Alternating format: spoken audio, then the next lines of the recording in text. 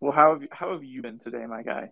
Man, I've been good. I've been trying to take it easy today, honestly. I went outside. It's windy as hell out here. I was trying to get some fresh air. I did like maybe like a 2 mile walk, but usually it's four. I had to cut it short because it was too windy. But other than that, man, good. I'm sipping a hot chocolate right now, drinking water. Hell yeah. You absolutely love to hear that.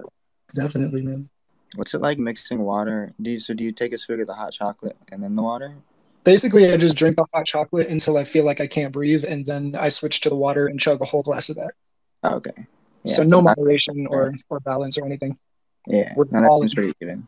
Yeah, chugging hot chocolate is poggers. Yeah, once it hits that like perfect temperature, can't stay out of it. Nah, so true, so true. Hello, see you clapping. Say him, what's up? Anyone to request, but of course the man of the hour is Alu. Hello, hello. Yes, yes. So I don't know. Should we get it started? Should we wait a couple more minutes? It's up to you. Yeah, I mean, I sent it out. If they're late, that's on them. We'll record it. Yep, yep. It's all recorded. So yeah, we can Might get as well get it straight rocking. into it. Yeah. So yeah, just give us a short introduction. Of course, in the tweet we know you are the king vampire, but besides that, give people a little bit of an introduction. Yeah, man. I am Alucard, or my real name is Tristan. I don't know if many people know that. I don't have it on Twitter, but it is on my Instagram. It's not like secret information. I'm 25-year-old creative based in Denver. Do a little bit of everything. I'm primarily in traditional arts and digital arts, but I love to play around with a little bit of everything. Fan favorite. Forgot to mention that. Definitely a fan favorite. That's more or less me. Hell yeah! Just exploring throughout the world of arts for Yeah, man, sure, just for trying to have sure. fun. Taste the inspiration and what's captivating. So yeah, hell yeah. Hell yeah. Yeah, so how long have you been creating? Like, when did you first get into art? Like, also maybe what was the first medium that kind of got you down the rabbit hole? Yeah, totally. I feel like I've kind of always been around at least drawing. Like even when I was like 3 or 4, as soon as I could pick up a pencil, my mom would get me coloring books and stuff. And there's a friend of the family that I had grown up with, and she was always able to like stay inside the lines, and she was like real good with the coloring books, and I was just scribbling over him at that point. And I remember one time it was either her or my mom made a comment about staying inside the lines, and that just like fucked my whole world up. I was like, oh, it's like there's like a correct way to do this. And so that like I feel like sparked in my head like the desire to be slightly better than I was before. But I didn't really start drawing until I was maybe 6 or 7. I would go and get Chinese food with my grandparents. And the son of the people who owned the place, his name was Alex. He was probably my age, maybe a year younger, 5 or 6. But he would always have me draw dragons on the back of the menu. He would literally come pull up a chair, be like, "You draw dragons," and I would just draw dragons every single time. And that was like almost a weekly endeavor. But that was the first time that I was like prompted to make something. And I feel like from there, drawing on the back of the Chinese food menus, that was like what really kickstarted it all for me. And that was just like pencils and pens, whatever I could get my hands on. Hell yeah. Came from real humble. Yeah, and specifically dragons too. I have a first grade book of drawings and stuff, and at least 75% of them are dragons. So that's where my head was at I as mean, this. dragons are pretty fucking sick, so like it sounds like a good route to go down. Yeah, definitely. So yeah, I feel like that's more or less where it all started. And then there was a time I feel like middle school and early high school I was not that focused on art or creativity. It was mostly just like trying to survive the school experience. But after high school, a bunch of my friends made music. And so I got into doing like cover art and stuff like that, and then sort of just got back into sharing art. That was probably when I was maybe 17, 16, 17, around there, which is crazy that that's like 7 years ago now. But Damn. Long yeah, time. I know it's weird. It's I don't think about it until I take a step back. Like how long ago I graduated high school? Like what the fuck? I'm getting old. Nah, for real. Time is constantly fleeting. But not to trigger any existential crises. Um, but maybe you could speak on like what's inspired you along that journey. I mean, long time going from dragons to cover art and all of that. Yeah, I mean, I feel like I'm such an awe-inspired person I'm always just chasing whatever is captivating that I can like zone out on. So when I was younger, I would always zone out on like my mom had Salvador Dali posters all over the house. We had like maybe three or four different Dali pieces all over the house, and I would just get lost in them. I would ask her questions, and she would always be like, "I have no idea what's going on in that painting," and I would just be like dumbfounded that that kind of a world could be created where I could look at it and stare at it for hours and keep seeing new things and still not understand what was going on. So that from a young age definitely had me geared towards imagination. And that's sort of an interesting thing. I feel like I've not always been inspired by art, but I've always been inspired by imagination. So stuff like video games and like fantasy movies and stuff like that and books generally inspire me more than looking at artwork, which is an interesting thing. Yeah, for sure. That's something I've definitely noticed too, because like a lot of your works are either creatures or like beautiful landscapes. So it always gives off the vibe of kind of world, like having world building be very conscious and having just world building and creating the universe, like your own universe, into like that. It's always given me that vibe. Oh, Noel has Thank you. his Yeah. hand raised. Noel, go ahead. What sort of inspired you as a kid, I guess, or led you towards getting into more world building with your art? Like, is there a specific thing that inspired you towards that, like a specific game or movie, or was it 100. just I become can mind? almost give all of my credit to discovering RuneScape. Like that game for real I could changed the see way it. Yeah, I I thought fucking about everything. It's kind of crazy. Um, but no, my the neighbor kid, I'm trying to think of how old I was. Cause so this is when AOL, American Online, was turning into Internet Explorer. So I wasn't able to play it on my computer, but I would go or on my grandma's computer. We didn't even have a computer at my house. So I would go to my grandma's house and go to the neighbor kid's house and watch him play old school RuneScape on his computer. This is probably like 18 or 19 years ago now. So I was like 6 and watching him play. I still remember his character's name was like Phoenix 61 or something like that, or like 71. And he was just like he had a dragon sword, and that shit changed everything. Because then it was like other people were playing and communicating with each other, and it was a whole new world inside of the world that I already knew, something that I could get lost in. And that was like the first time that ever happened. that was the real metaverse back then. But no, that world, What? like RuneScape, definitely was so mystical as a kid. Like I was Mm-hmm. able to dive deep into it, like even just like you, not even like playing it fully, just like watching my brother play or like Yeah, another or totally. something like that. So I I definitely have so many hours in that game, and I've barely done any of the quests. Like I just get lost in it I'm for still real. I still get stuck on like the very beginning, like the cake one or whatever. I Yeah, never ever exactly. finished that. Yeah, man. So that's probably what the game that kicked it all off. If I had to like really think of a thing. And then also though the Maximum Ride book series by James Patterson. I don't know if any of y'all are familiar. It's basically a book about these kids that are science experiments that have wings. But I used to just like live in their world in my head by myself. Like I'd be playing on the trampoline and just like going through scenarios like I was one of those characters. So I feel like that really kickstarted my imagination as well. Definitely, definitely. Yeah, and I mean, like I said, it really does show. It shows to this day. I appreciate that. Speaking of which, let me give me a moment. I'm going to pin a couple pieces of yours. Yeah, yeah. I know one of the things we were going to talk about was one of my favorite pieces, and I put that one like towards the top of my profile, so it would be easy to pin once we talked about it.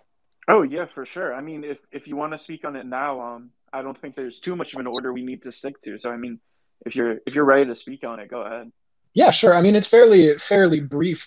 Ironically enough, my favorite piece I don't have that much to speak on. The piece is called "Ballad of a Sinner." It's Can I pin as a co-host? Yeah, anyone that's a speaker should be able to pin, I think. Oh, okay, cool. Let me do that really quick. I just pinned it. Oh, okay, cool. Thanks, Noel. Yeah, so this piece was really cool because for a few reasons. One, it was one of the first big pieces I made. It's like 2 feet by 3 feet. That was the first time I had painted on anything that was bigger than like a foot and a half. Um, so it was challenging for that, but then also it was one of the first pieces that I made that I spent more than like a week on. Before that, I was doing the daily grind, not necessarily like committing to making a piece a day, but really like putting in 6, 8, 10 hours on a piece trying to finish it in one day or 2 days. So this is one that I really like took a step back and watched it come together through the layers. And I had no idea what I was going to make at first.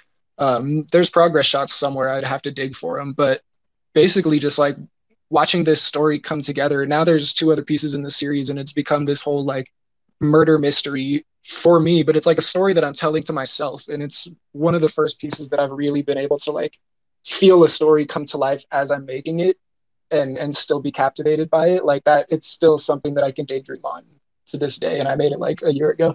Damn, yeah, that's amazing. And it's beautiful to kind of hear you talk about that, how you kind of are imagining these worlds as you're creating them in front of you.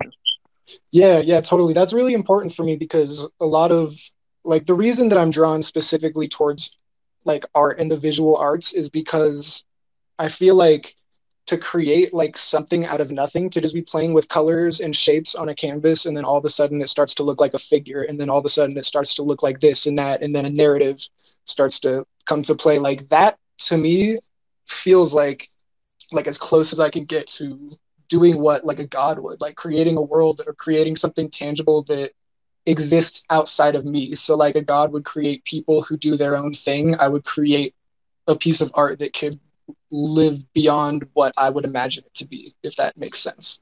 Yeah, And it's for like it's sure. hard to do that if I have a plan. So that's why it's like it's rarely like I want to make this piece. It's more like I'm playing around and then it's like, oh, this is the piece. Like, oh, it's here now. It's like it jumped out at me, you know. It's like a game.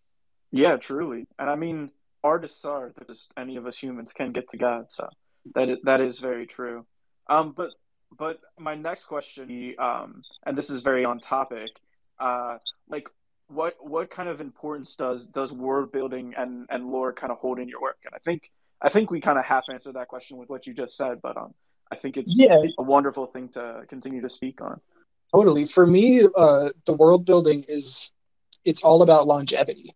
Like I'm still able to make I hate to use the word content, but like I'm able to make stories and art and music around ideas that I came up with in the shower 6 years ago because it all has a foundation in the same universe and it's all connected in that way and everything is able to branch off of each other. Like because all of my pieces are somehow connected along this long timeline, there's just constantly new things that I can make to make them interact, if that makes sense.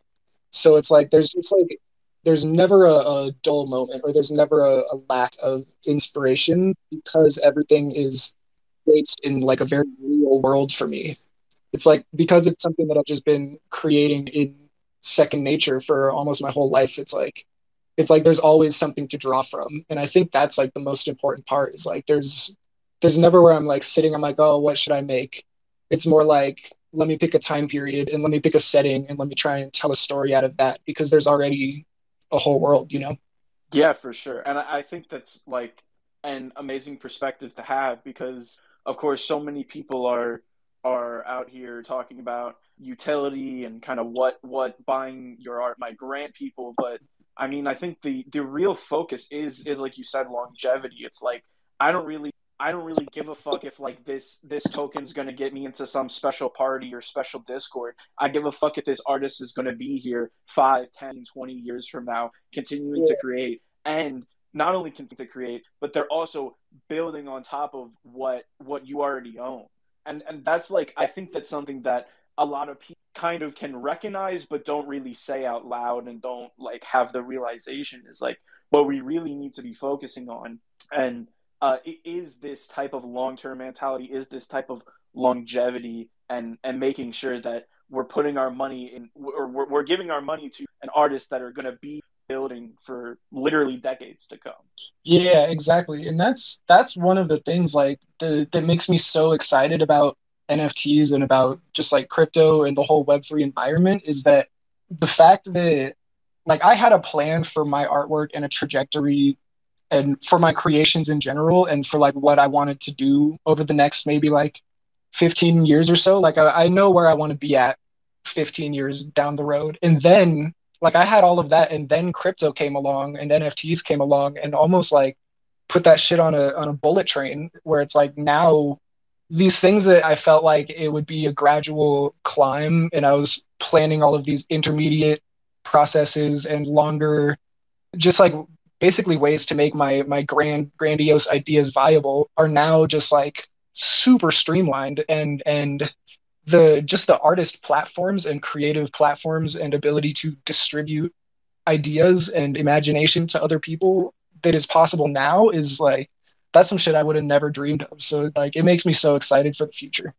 For sure. Yeah, that I mean, mainly serendipitous that like you can come to meet this opportunity where there's now all these people focusing on building blockchains with histories of transactions and art that theoretically never goes away, and something where like I said, 30 years down the line right now, you could still be releasing things and people could be seeing them, but they could go back all the way in the archive and see the exact date and time that you minted it, and kind of get a bit of what your mind and what your world was like at that point in time. Yeah, exactly. And then it's like over time, as more things come out and the catalog of the world gets bigger and bigger, the mysteries will be more and more because people will have more entry points. Like where it's at now, there's really only a handful of ways to dig into the world. But I'm picturing like 5 years down the line when it's not just art or visual art, when it's like video games, when it's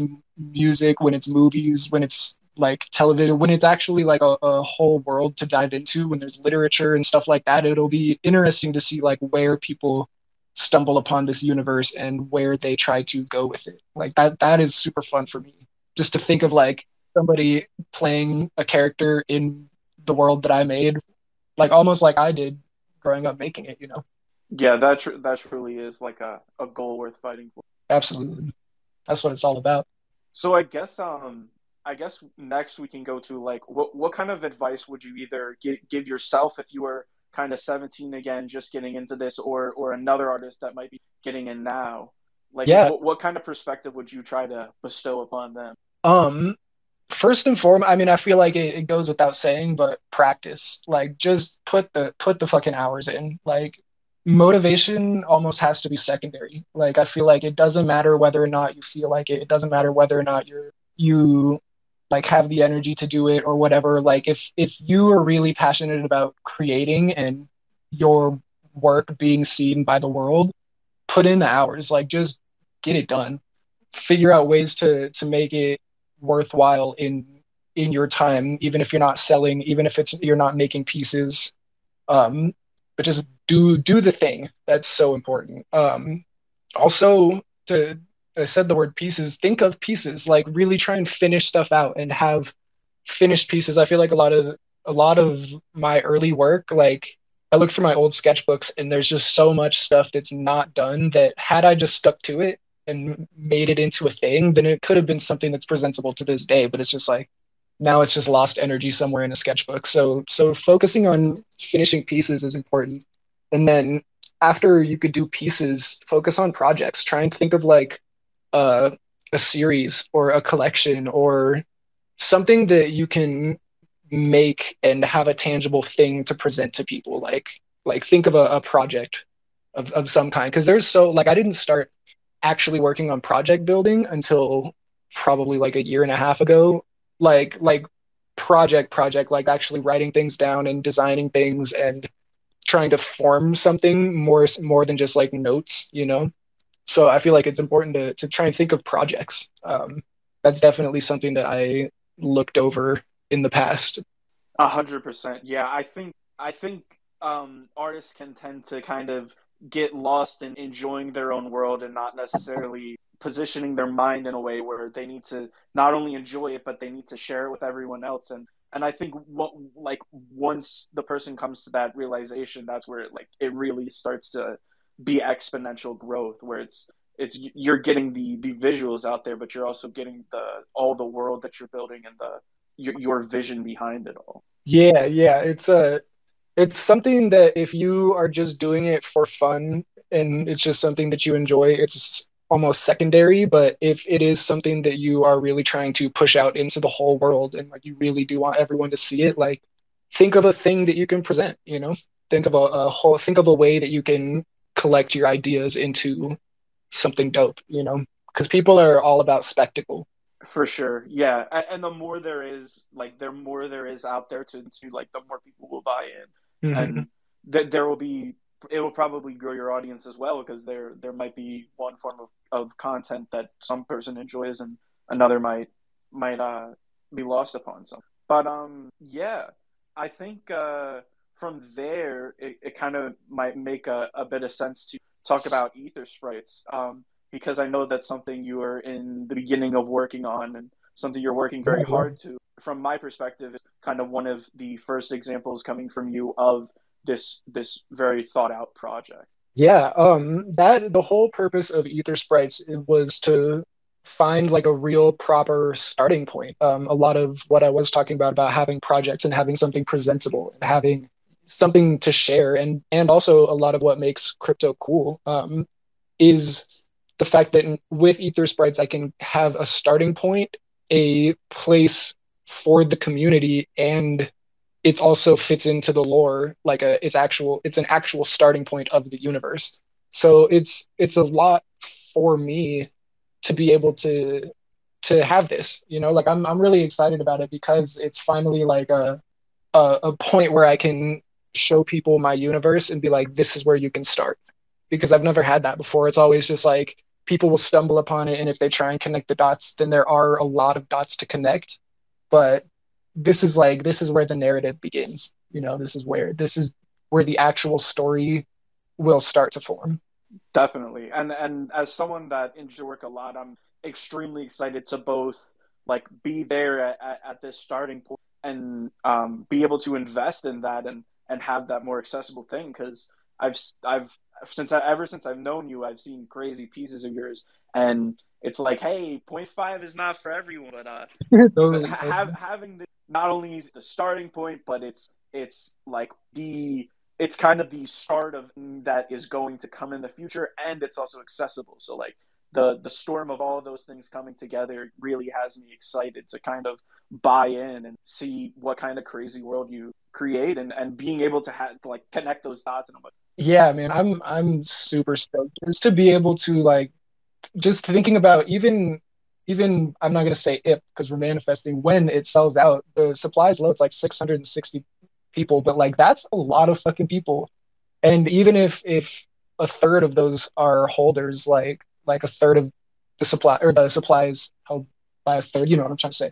Like that's still like a couple hundred people. Like that is so many people to share a world with and to share an experience with. Like that's not something that I've ever had before. Like I've rapped in front of people, I performed music in front of people before, but it's not the same as to tell to tell a story that I made up. You know what I mean? Like to really just like present people my thought child is everything.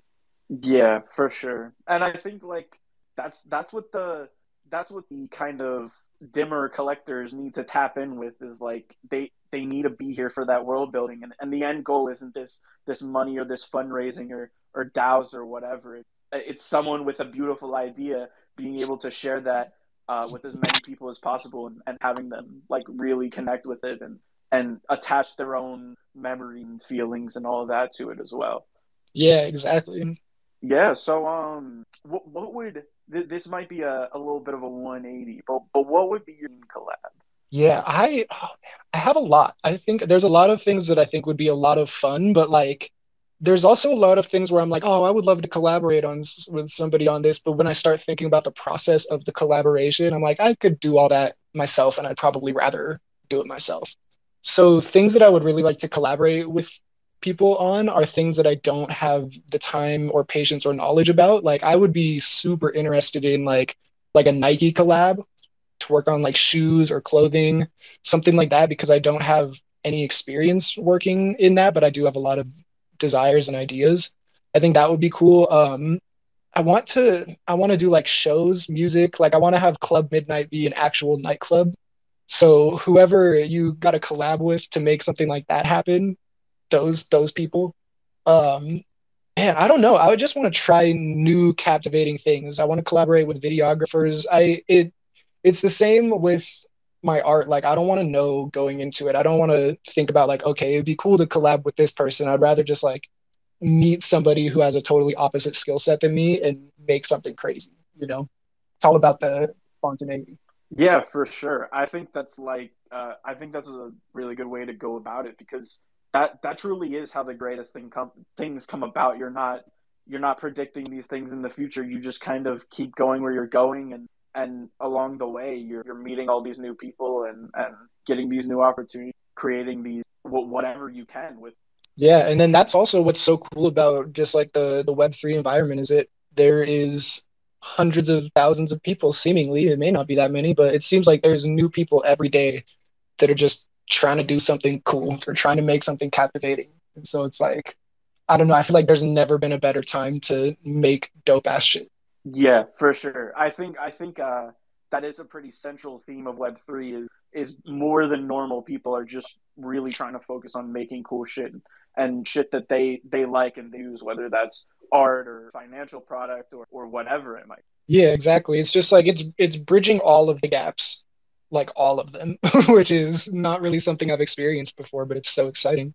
Definitely, definitely. Yeah, so kind of to wrap up a bit, I'd like you to speak upon maybe your goals for the next year or two, kind of more near term, more tangible things that you're really looking forward to, because I'm really excited to hear whatever it is, and I think everyone else probably. Yeah, definitely.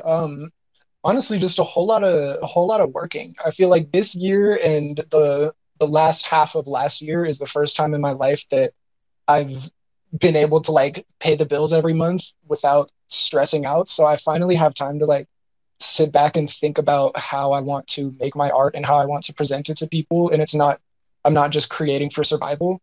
So it's this whole next couple of years is really just going to be me trying to figure out like what is going to be the most captivating thing next. I'm working on a couple of generative projects, Ether Sprites, and the follow up to that, which I won't speak too much about yet. Ether Sprites is basically finished. The development work and stuff like that. We're just working on promotion and marketing and making friends at this point, ironing out the fine details. And then I'm working on the follow up. Honestly, just trying to like work. It's crazy that I spent all this time like trying to avoid the work grind, and then I finally get out of it, and I'm like, all right, now I'm ready to just get to work. But I really am just like I'm just trying to plug away more art, more projects, more cool shit. Definitely, for sure. And like I said, I'm so excited to see whatever that might be, and also Ether Sprites being realized. Yeah, Yeah, yeah. So I think